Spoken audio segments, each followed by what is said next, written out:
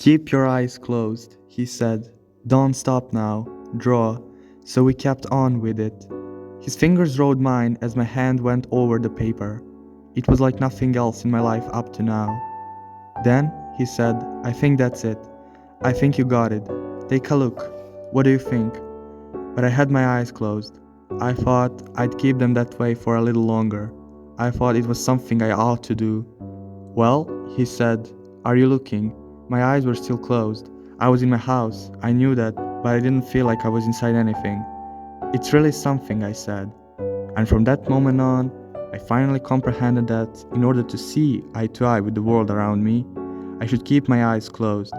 I had never dared myself to save an unusual niche in my heart for something like Catedral, nor had I been religious, nor had I believed in humans, their blessings and capacities. However, out of the blue, everything changed. I felt something inviolable in my life, something I'd never be able to forget. I felt peace within myself and enormous gratitude towards the blind man. Nevertheless, I knew that I had to keep a distance between my earlier memories and future goals because I genuinely wanted to be like him, like Robert. He had been ingenious enough to turn my unshakable attitude into never-ending progress and helped me become a better version of myself. All the emotions he had aroused inside of me enabled me to conclude that I was my worst frenemy, who couldn't see beyond the surface even when the truth was before my very eyes. Indeed, it was Robert that was such a holy and exceptional person. Regardless of my previous attitude, and being aware that every cloud has a silver lining, I agreed to embrace his supreme gift as equally as my drawbacks and weaknesses. Unexpectedly, not long after this momentous change, I had that strange feeling as if I hallucinated the epiphany he had led me through.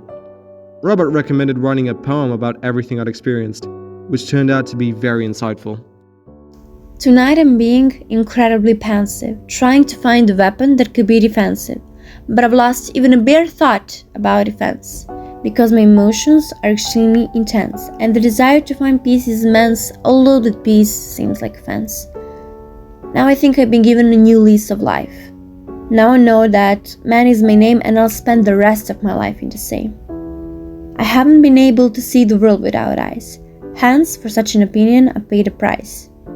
I've thought that blind is eternally cursed, but now I blame my mind because I seem to be the worst. Only then did I start living a contented life and feeling as happy as the day was long. The crisis was resolved. This eye-opening experience helped me catch a glimpse of the world with my eyes closed. Quite enough for my happy end.